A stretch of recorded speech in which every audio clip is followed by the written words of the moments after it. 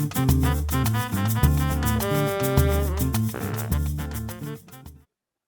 morning. You're on to the Agribusiness Chat with Nshimye Ajayi, and today we'll be discussing the avocado value chain from a Rwandan entrepreneur or agribusiness practitioner, as I like to call those of us in the industry. Okay, so briefly introduce yourself and tell us about your organization. Okay, thank you. My name is Jinmi Alex. I'm an entrepreneur, business. I do avocado processing into oils and cosmetics. So we are based in Rwanda, in the northern province, Rwanda district. We process avocado into avocado oil and avocado skin care, hair care, and soaps. Okay, thank you very much. So there's been a lot of buzz about avocado lately, especially around or within the wellness and healthy living community. Kindly share more light on this, please. Yes, avocado is one of the magical fruits, as I would like it to say. It's one fruit that you can eat. It's one fruit that you can use oil to cook. It's the same fruit you can, apply in the cosmetics. It is the same fruit you can also bath as a soap. So, and you can make more products from avocados. So, from the health perspective, avocado oil is one of the healthiest oils because it can be used by anyone, babies, the diabetics, those with diabetics, anyone. So it doesn't have a dangerous fats, as I would simply say it. But the avocado fat itself is very healthy for anyone. So it doesn't cause any problem. And the boiling point or the burning point is high. So it can be reused for as many times as possible. Okay. All right. Thank you very much for that. So obviously, from what you've said, you add value to avocado. So could you take us through the variety of products you produce at your organization or at your company, and then run us through their benefits? Yeah. So mainly the first product, I would say, it is a fresh avocados, of course. However, we do not focus that much in fresh avocados. We focus on the oil. So the first product, it is avocado cold pressed oil. Then the secondary products, the cosmetics, which involve skin care and hair care, then soaps. Mainly, we sell the oil as a commodity. So we focus in the bulk here, focusing on a single consumption for maybe a small client. We focus on the bulk. Then for the cosmetics, we focus on the local market, which is the Rwandan market. But however, we are trying to expand in the neighboring countries, and so we put much effort in the oil and also the cosmetics. Okay, thank you very much. So your machinery, the tools you use, at your factory or at your manufacturing plant, were they produced or assembled here in Africa or imported? Yeah, one machine was imported from China, but the rest we just made it. They're made here. Oh, cool, fantastic. So does that also mean that some of your employees, were trained on how to service, repair, or fix some of these, or replace some of the parts of your machinery? Yeah, you said because we have been in existence for 5 years since we started avocado processing. So it was we started from zero. So we understand each and every aspect of the process. So everyone at work understands every single stage and every single particular we'll say process to making anything. So whenever we have any mechanical problem and mechanical breakdown, anyone can do it because they know how everything functions. So anyone at work can simply do it. Yeah. Oh, cool. I like that. So, I mean, your goal is to produce 3 million avocados by 2025. Does that mean 3 million trees or 3 million avocado fruits?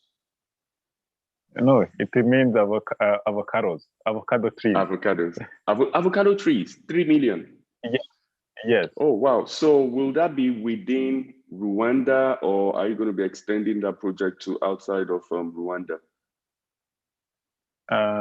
No, the project will be within Rwanda. That Within project is Rwanda, already, okay. Okay. but we are also expanding to outside Rwanda because I'm working on some projects. We are looking to export around 30,000 seedlings Oh, uh, okay. to Zimbabwe. We have an Okay. Agribal project for someone who wants to start doing the avocado farming. Oh, cool, cool. That's good. Okay, so the reason I asked that was, I mean, it's actually because of some of the feedback, or I mean, while reading about avocado over the years, you hear different things and see different information, right? Because, for example, it takes about 70 liters of water to produce one avocado. And we all know what that means, especially these days of climate change and global warming, right? So what steps, I mean, is your organization taking to avoid drought in, I mean, the locality or the location where these 3 million avocados are going to be planted? What preparation do you have for water in a sustainable way? Yeah. Actually, when you look at Rwanda, you realize that we have a lot of rainfall, and we are in like April and May. May, it is one of the dangerous days for the rain. So right now the rain is too much, and it is like destroying a lot of stuff. And you realize that Rwanda is a mountainous country because everywhere is a mountain everywhere, and our strategy is not to have avocado farms. Instead, it is to have avocado trees. So they can be alongside the road, they can be alongside the buffer zone, not farms. They exist as trees, singularities. And when we say around the 3 million avocado trees, it's not like avocado farms. So we just give these trees to individuals, and they're planted in different places. Like one tree is maybe in 100 meters next to the other. So that one doesn't really consume a lot of water because our tree exists as its own. When you go when you come to Rwanda, you will see that most of the hills have eucalyptus trees. They are resistant to drought, but they consume more water than the avocados, and they are non-productive. Yeah. What about having a whole mountain full of eucalyptus, and they are consuming a lot of water? They don't really bring any big return, I would say. Yeah. So we instead looked at the avocados and not having avocado farms. Instead, having an individual hold 1 or 2, 3 trees, then like that, not having farms. Yeah. Okay, thank you very much for that, and I truly appreciate the effort you and your team have put in place to ensure that you're going to be producing that in a sustainable way. Because at the end of the day, it's also going to reduce heat within the community, because that's like planting of trees and also meeting your avocado needs at the same time. So it makes perfect sense, your arrangement. Yes. So you are a motivation to countless of youth within and outside of the continent. You are a recipient of major awards. I mean, I've been following you for a while, and I also visited your website. So kudos to that, and continue to ensure that you put in a lot of work, that you are doing currently. And Sanit Wing is a youth-led organization, right? So tell us your experience so far. I would say it was challenging, of course. I did not study business as my background. So coming into a business space, I didn't know it involved the leadership. I didn't know it involved the, reading the read, of course. So it was challenging because you run as you go, and sometimes you run it hard, or the cost of running is really that much. But it was at one point it is also a fun experience because you begin with something small. I would say I began with around the $70. So it is really $70. something. Yes.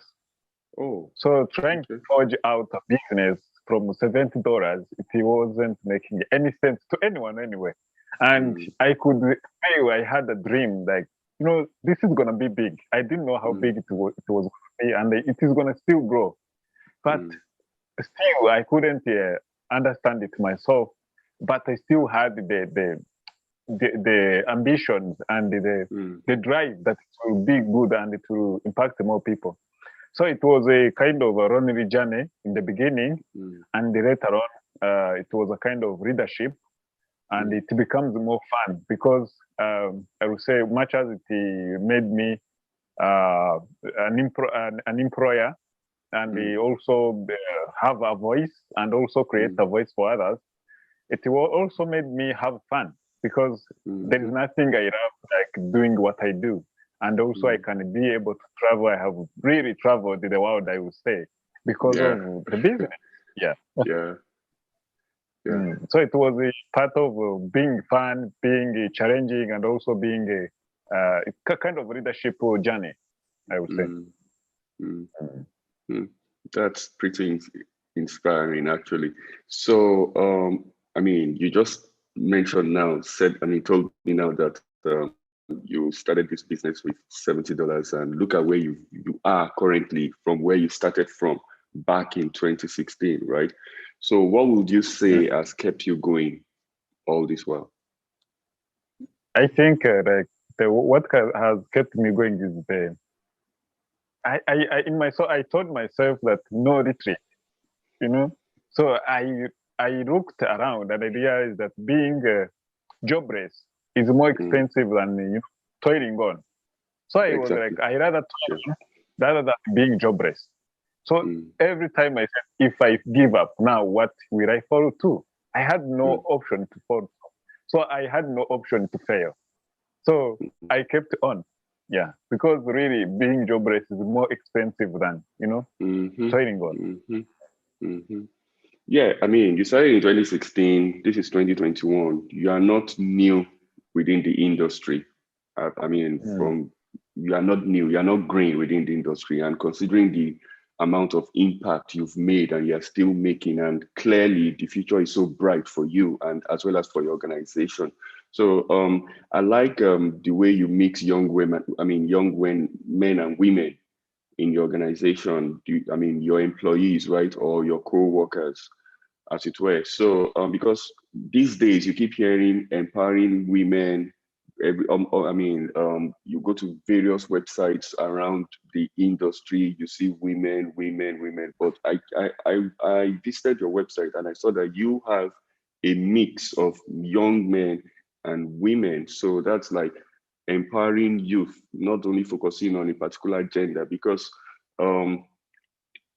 unfortunately, some practitioners within the industry know that there's a lot of attention on women, and they simply just put up a couple of pictures of women who are not actually workers. But in your own case, you actually employ these people, you work with them. I know a number of people who have been in business with you, for example, JR Farms, right? These are credible organizations. Yes, so you give so much value this way. What are the criteria for employment, and are there considerations for interns, foreign interns, maybe intern from, I'm Nigerian, so I'm going to say Nigeria, maybe foreign intern or internship opportunities from different parts of Africa and even different parts of the world? Yeah, actually, I don't know how it happened, but I find that Sanit Wing is 62% women. And I was I always found it like that. But I think what is most interesting about women is those people really they are good at tasking. When they know they have to do this, they are good at it. They focus. So I realize I find myself more employing more women than men. I don't know how it happened, but also I just found it like that. But I realized they are good at focusing and also at completing tasks. So that's how it happened. And more so, we work with young people because young people, we know, we speak the same language. We know when we say this, we know what it is. But when you find an old mentality, sometimes when there is a way the old mentality still want to oppose you in your direction, and you do not. They're already set in their ways, right? Yeah. So instead of taking much time or trying to change someone who's gonna, retire very soon, you could rather invest that in a young person that even you are growing in the same in the same age. And that's true. For internships, we have had a number of interns. We have had the interns from Germany mainly, and a few from UK. We had one from UK. They are from Rwanda Business School, so they are from different parts of Rwanda. From China, the other one is from Russia, the other one is from India. Then one is from UK. Then we also had the one from Germany, and we still enroll. We are also just today after this, today afternoon, I also have another group of interns that I'm going to host that also from Germany. Oh, okay. Wow. So that means Sanit Wing is already global then. Yeah, I would say so. That's good. Okay, so you're so passionate about Edu Scale. What's the story behind the project? And then how many people or lives have you been able to impact? Just, run us through the core objectives of Edu Scale. Yeah. So it happened that in 2019 I was the Mandela Fellow. It is called the YARI, Young African Leaders Initiative program. So I took my fellowship from US, and one of the greatest lessons that I learned from there is to give back to the community. You realize that even when the entrepreneurship thing is coming to Africa, it has been there. Entrepreneurship has been there. But the responsible entrepreneurship also tends to fade away in our African setting. So to me, it taught me a great lesson of giving back to the community. Realize that some people, when they grow rich or when they become bigger, they move to cities and they impact the cities more than their villages where they come from. You realize their villages, right? Everyone is poor. And you realize that that's where the rich person who is normally known in the country or famous in the country comes from. So to me, that was a big lesson that, I do not like the cities, but where it comes from, it was a throwback that I must build in that community. And how do I build the community? So it was through looking through education. How is the education set up? People are still taught that yes, they will be doctors, but they still think they look for jobs. The young students there are still schooling, hoping they will become engineers. Yes, they will be, but still look for jobs. Not everyone is going to be an entrepreneur, but of course, we teach people to solve problems. So that's what Edu Scale came about. You can be an entrepreneur if you want. You can be a doctor if you want. You can still be a teacher. You can still be anyone, but with a name to solve the problems in your small community. Start from home. So that's what Edu Scale is all about. We talk to the young students from 14 to upper secondary. Then we teach them to start solving their problems based at home. We say if you didn't come home with maybe we didn't have breakfast before you came to school, what was the problem? How can you solve that problem? So that's how we created the mentality and also solving more community problems, anything, but based on the smallest problems that each individual faces at home. And we also encourage them to read hard. So if they're going to come to school, they need to read hard and also excel academically. So we give them a small that also push them, also motivate them to perform better in schools. Yeah, that's what Edu Scale is all about. All right, thank you very much for that.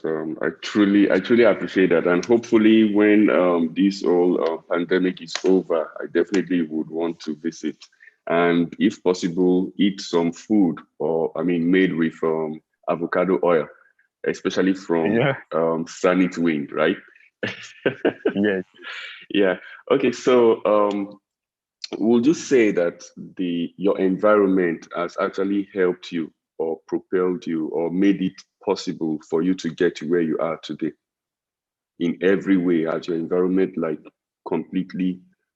Has your environment been completely conducive to get you to where you are today?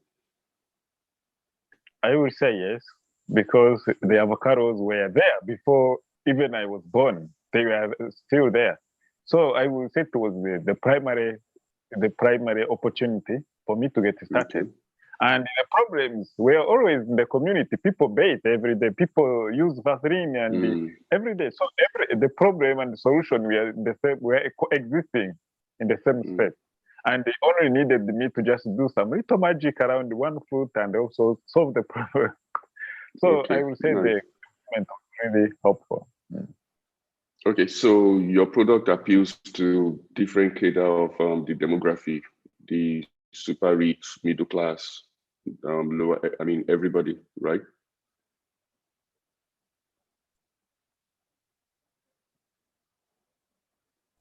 So the product mainly it can be used by anyone, any skin, any age, any gender. So today, of course, when we created our products, we had the people around the community around is the community that we had in the mind when we were designing our product. However, when the high class or the upper class people have also picked the interest, then we are developing the premium part of the product, so they can also have that feel that that suits them. But mainly it is the same product. Yeah. Okay. So thank you for that. What feedback or advice do you have for Rwandan youth as well as African youth in general, whether African youth in Africa or in the diaspora? Yeah, number one thing I would say, it is everyone should think of their communities first. And when they think about their communities, they will understand the challenges they go through every day. And out of 100 challenges, or 100 or 10 challenges, at least each youth should find a small challenge they can bring a solution to. And so if they can do that, then they have to find a sustainable way to do that. They can either be remembered for solving a problem, or they can build a business from there. So to me, that's the simplest advice I can give to any youth anywhere, but mainly our African youth. That's profound. Thank you for that. So your T-shirt, what was it about? I can see Euro Power. Oh, the T-shirt, the Enra Power. Yeah, Enra Power. Yes. What's it about? Is that one of your projects? Yes. So these guys are our beloved partners. They are from Zimbabwe. As I said, we are also trying to establish some avocado processing in Zimbabwe soon, and also our products are going to be made in Zimbabwe. They're going to be made by Sanit Wing, but of course the Zimbabwe brand. So these are our primary partners back in Zimbabwe. Yeah, they focus mainly in solar power, but also in solar irrigation systems. Oh, okay. Impressive. I like the blend of upstream production mixed with technology and manufacturing that you guys do. It makes a lot of sense. I mean, that's actually what agribusiness entails, right? And that's what's going to help us. Excuse me. That's what's going to help us to combat hunger and even poverty, unemployment at the end of the day. So, like I said earlier, you're an inspiration to a lot of African youth within the continent and also out of the continent. So, I'll simply ask you and implore you to please continue to put in the good works. And I pray that, your desires will be met by God's grace. So that'll be the end of the interview this morning. Thank you very much, Alex. And it's really been a wonderful experience having this chat with you. All right. Thank you. And may that prayer be heard. And say amen. Amen. And amen. And for conducting this as well. Yeah, thank you very much.